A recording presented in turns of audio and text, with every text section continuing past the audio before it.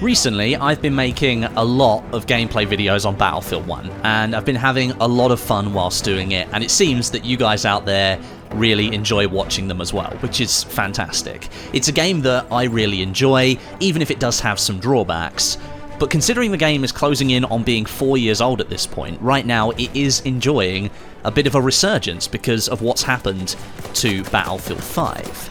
However, I have seen some people in the comments of my videos and talking to me on Twitter and social media saying that the experience that I'm having and showing in my videos is not what they're able to obtain. So in this video today, let's kind of discuss whether it's worth you returning to Battlefield 1 in 2020. Also, if you're a fan of Battlefield content in general, make sure you click that subscribe button to join the channel if you haven't already. I'll be posting more Battlefield 1, 4, 3 and 5 videos over the next few months. The final Battlefield 5 update is just around the corner, potentially 2 new maps and several new weapons on the way, so get subscribed if you aren't already so you don't miss those videos. Okay, so let's talk a little bit about the experience that I get when I play Battlefield 1 in 2020. Publicly, it's very difficult to find any sort of accurate number for the current player population of this game. Many of the websites that used to track this number, they're no longer being kept up to date, or many of them have actually shut down since then. And for Battlefield 5, there's no way to publicly see any of the player numbers because EA changed the API so that people can't access that information anymore. The only real way to get a true sense of player population right now is to just open the server browser, uncheck all of the options and just let it search for every available server with some amount of players in it. That can range all the way from just one player on their own all the way up to 64 players with people queuing to try and get into the server as well. Now, I play on PC, so the footage that you're looking at right now, that represents the platform at around midday 1 PM UK time on the 26th of May 2020. So as you can see, at the moment, lots of Japanese servers are currently populated. Being the evening over there, that is very much expected. However, most of them are community servers that admins have set up with specific rotations and rules, and that's to give players in the region the experience that they want rather than playing on the official servers. You'll see a little bit further down here, there are a few Australian-based servers online as well. Again, that makes sense due to the time difference going that way around the world. And then you will see various European, German servers starting to fill up at this time of the day as we move into the afternoon here in Europe, and those will continue to fill up and more will fill up as European players come online after working for the day. You will notice a lack of American servers right now. The US is actually one of the locations that Battlefield 1 tends to have a little bit more trouble when trying to find servers.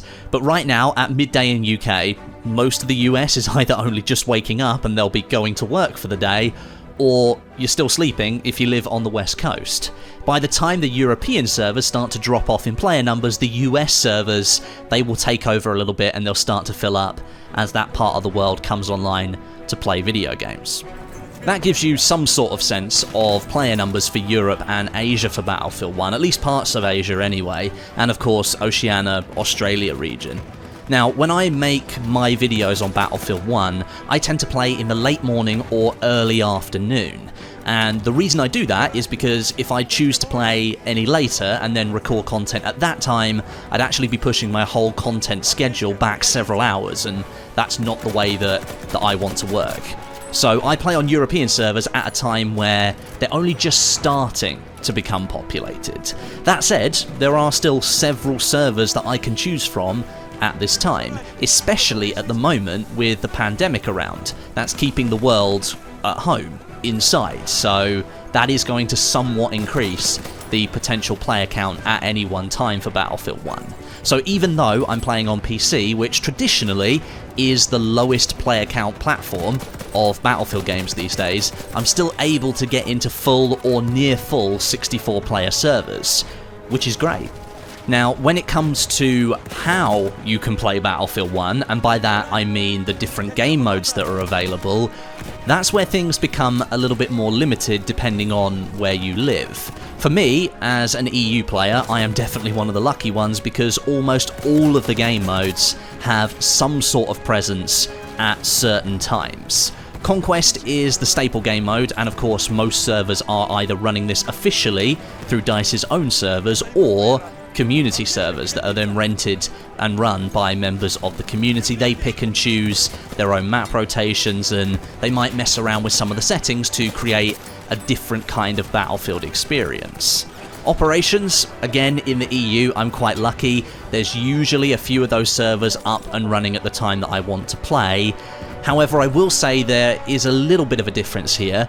Operations can only be run on official DICE servers. They're spun up and spun down via matchmaking as demand rises and falls. So if only a few people actually want to play Operations and there are no servers currently running, or the servers that are running are completely full, you're going to find that matchmaking times are that much longer, and you'll probably be put into an empty operations server and you'll have to wait for more players. So if that's the experience you're having, I would just say back out and go and play Conquest instead. A solution for EU players, if you want to play Operations, is to play a little bit later in the day. Might that be in the evening or the early night time?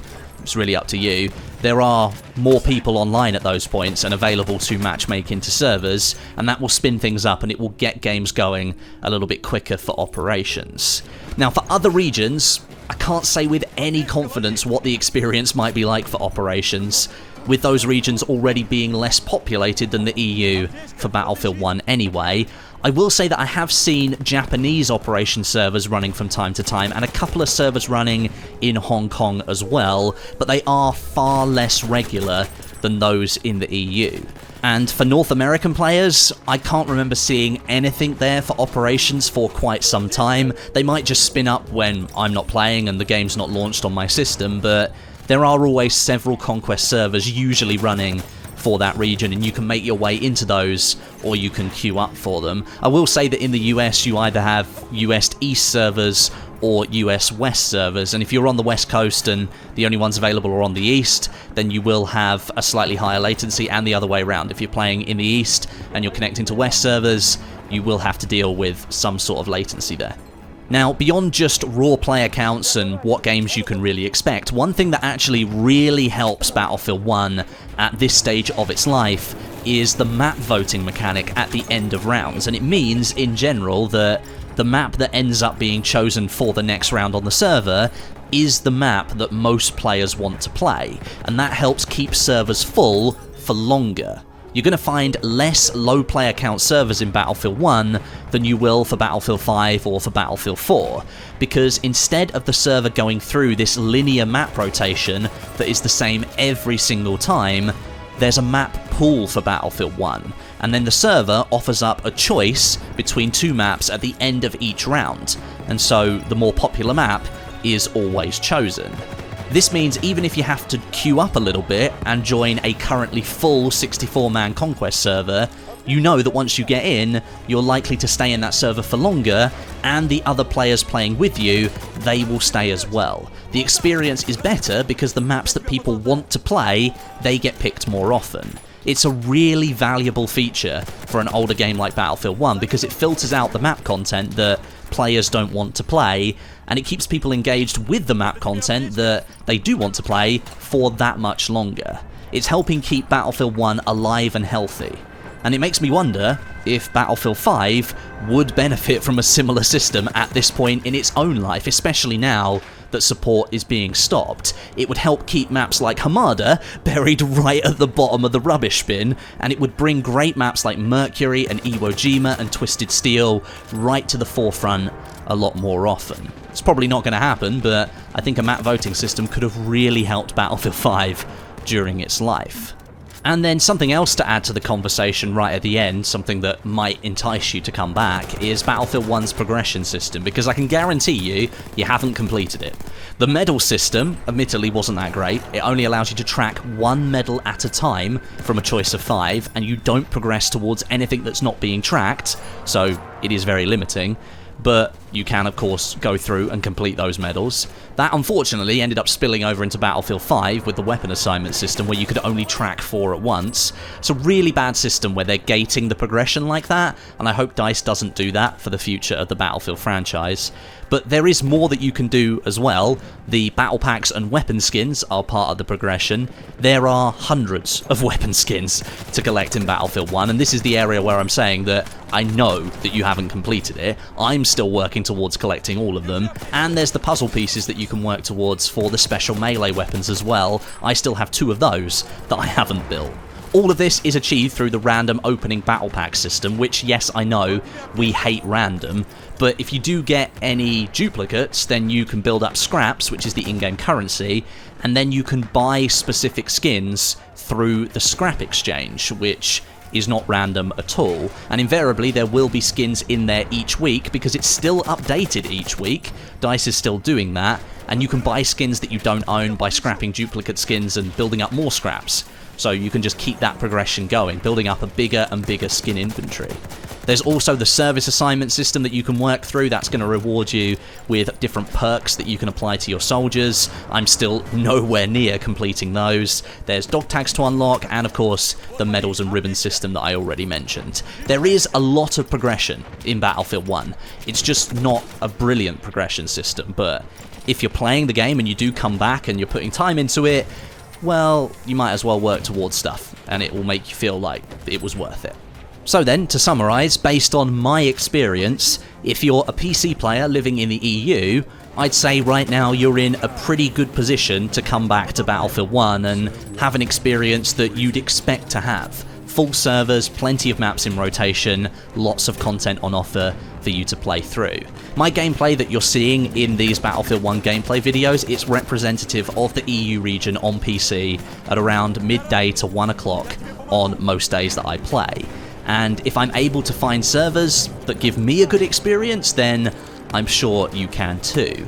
If you live in Japan, I'd say on PC, again, you're in a great spot to jump in with several community-run servers with active admins. Most of the servers are Conquest ones, so you are a bit more limited when it comes to game mode choice, but the options are still there. There's plenty of servers for you to join. As for US players, things are somewhat more limited. You're going to have to put up with mainly playing Conquest, and you might have to sit in some server queues during the quieter times to get into already full servers, rather than spinning up new ones via matchmaking and then sitting in empty servers. But again, the experience is there, it's just that it's not available in the same way that it is for the EU and Japan. Now, for console players, unfortunately, I don't play on those platforms, so I can't give you a huge amount of information here.